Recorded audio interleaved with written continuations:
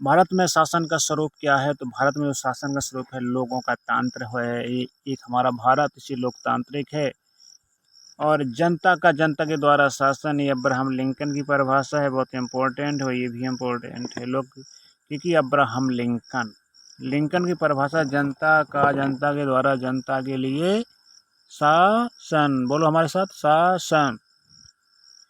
निम्नलिखित में से किस विद्वान ने लोकतंत्र को बहुमत के शासन के रूप में माना? तो लिंकन ने भी माना, प्लेटो ने भी माना। किसने माना? लिंकन ने भी, प्लेटो ने।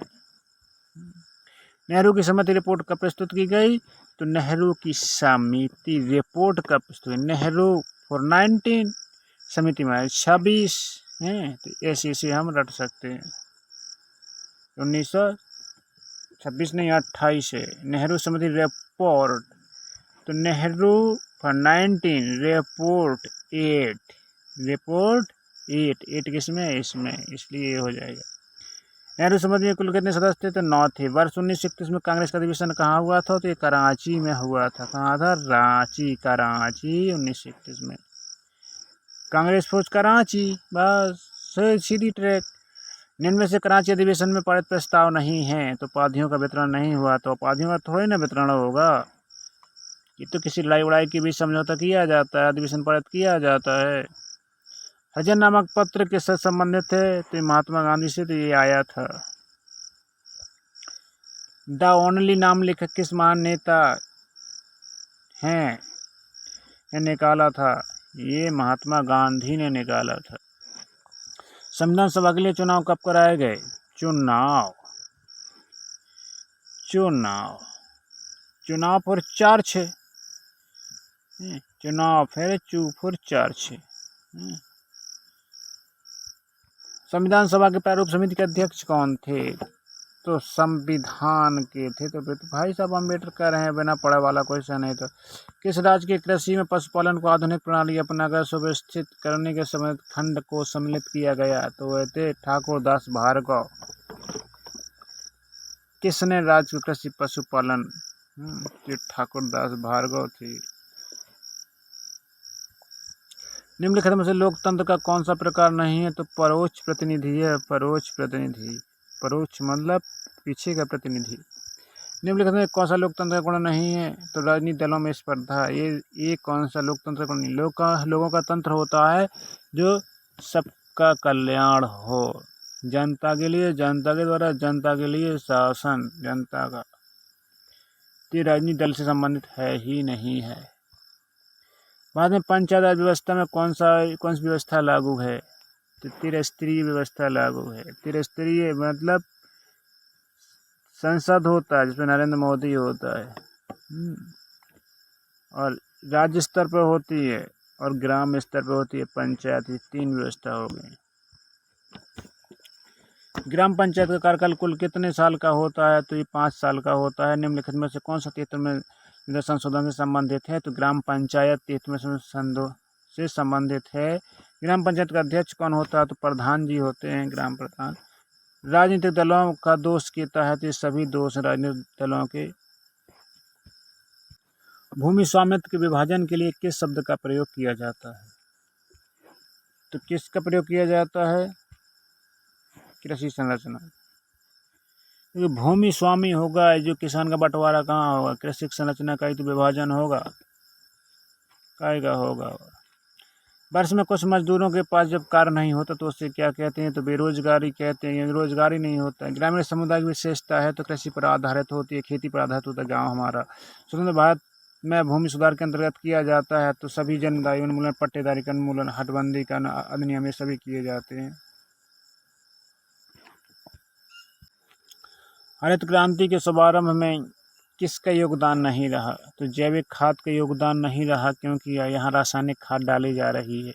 हरित क्रांति में अधिकतर किन किसानों को लाभ प्राप्त हुआ? तो मध्यम और उच्च किसानों को प्राप्त हुआ, क्योंकि गाँव के तो लोग किसी की सुनते नहीं होते, ब्रह्मा से भी बड़े होते हैं। हरित क्रांति में अधिकांश क्षेत्रों में किसानों ने कितनी फसली कृषि व्यवस्था को अपनाया? तो सिर्फ एक ही फसली व्यवस्था को अपनाया। एक ही बोते हैं, वो तो क्या अनाज बोते हैं।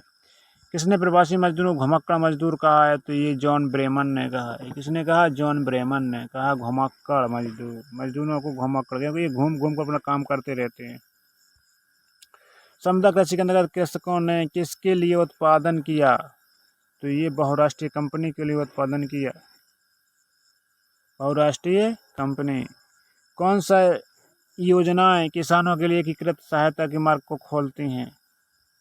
ये दोनों खोलती हैं, प्रधानमंत्री और ग्रामोदय भारतोदय, ये दोनों खोलती हैं, ये भी दोनों। भारत में ग्रामीण विकास के लिए मनरेगा किस समय से लागू किया गया? तो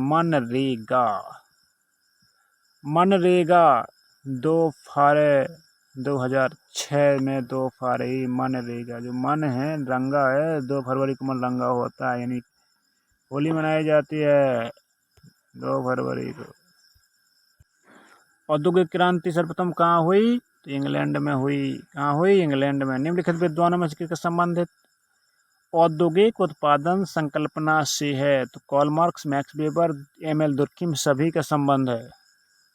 निम्नलिखित में से कौन सी व्यवसाय भारतीय समाज में उच्च आर्थिक स्थिति वाला है? तो ये है मेडिसिन, पत्रकारिता, कानून, ये सभी। किसने कहा था औद्योगिकरण व्यवहारिक विज्ञान के प्रयोग द्वारा औद्योगिक विकास की एक अभिक्रिया है?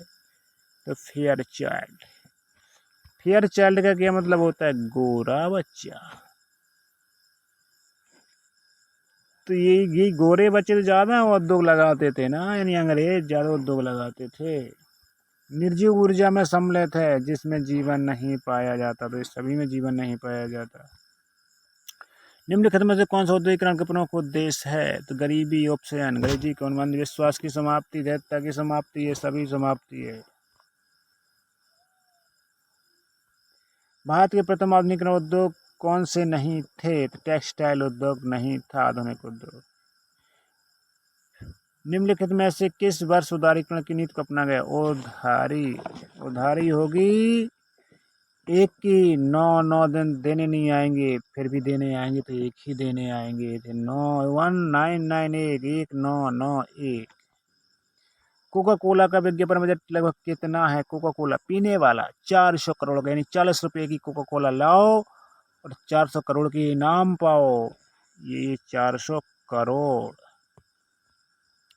भारत सरकार के कौन सा कार्यक्रम स्वरोजगार को प्रोत्साहित किया? Step up India, make in India, ये दोनों है। सैद्धांतिक रूप में वैश्वीकरण शब्द का उपयोग आर्थिक वैश्वीकरण के नवोदार रूप का वर्णन करने में किया जाता है। यह कथन किस विद्वान का है? तो ये चॉम्स्की। चमकते हैं ये चॉम्स्की, विश्व में बहुत चमकते हैं। विश्व में क्या चमकते हैं? विश्व में चमकते हैं चॉम्स्की। समाजशास्त्र भूमंडलीकरण निम्न में से किसका अध्ययन करता है? तो व्यक्ति और समाज का, ये भी दोनों का, सूक्ष्म एवं स्थूल का। चीनी एवं कोरियाई रेशम के धागे के बाजार में आने से किस प्रदेश की महिलाओं का घरेलू उद्योग समाप्त हो गया? तो ये बिहार के लोगों का घरेलू उद्योग समाप्त हो गया। कुषाण काल में रेशम मार्ग भारत को किन स्थानों से जोड़ता था? तो फ्रांस, मिस्र, चीन, सभी से जोड़ता था। स्वतंत्रता के बाद किस वर्ष भारत भूमंडलीकरण नीति को अपनाया गया? वही 1991। भूमंडलीकरण विभिन्न आयामों के आर्थिक आयाम कौन सा है? तो इलेक्ट्रॉनिक अर्थव्यवस्था। किस वर्ष भारत में दूरसंचार विस्तार अधिक तेजी के साथ हुआ? तो यह 1999 दूरसंचार। हमेशा फोन आता है 1999 का, तो समझ लो दूरसंचार है। दूरसंचार मतलब फोन। भूमंडल का प्रत्यक्षीकरण संबंध किससे है? तो मेहनत मजदूरी से, यानी श्रम से है। भूमंडलीकरण राजनीति के आयाम का कौन प्रस्तुत करता है? तो ये अंतर्राष्ट्रीय सरकारी संगठन, अंतर्राष्ट्रीय गैर सरकारी संगठन, अंतर्राष्ट्रीय रचना तंत्र सभी करते हैं। भारत कब से सांस्कृतिक प्रभावों के लिए खुला दृष्टिकोण अपनाता है? तो ये प्राचीन पुराने जमाने से ही करता है। भूस्थानीकरण को माना जाता है तो सांस्कृतिक संश्लेषण माना जाता है। भूमंडलीकरण के अंतर्गत संस्कृति कितने रूप हैं? तो 2 रूप हैं। कौन निगम संस्कृति से संबंधित है? तो प्रबंधन संस्कृति, ये सभी हैं। संगठनात्मक संस्कृति, प्रत्योगात्मक संस्कृति। परेल और गिरगांव की कपड़ा मिलों के पास कितने थिएटर थे? Theatre for 30। निम्नलिखित क्षेत्रों में अनेक बुनकरों ने किस कारण आत्महत्या कर ली? तो आर्थिक कारणों से ग्रस्त, जब उन्हें पैसा नहीं मिलेगा ना, आर्थिक में पैसा, किसी तो होकर ये क्या कर जाएंगे, आत्महत्या कर जाएंगे। जनसंचार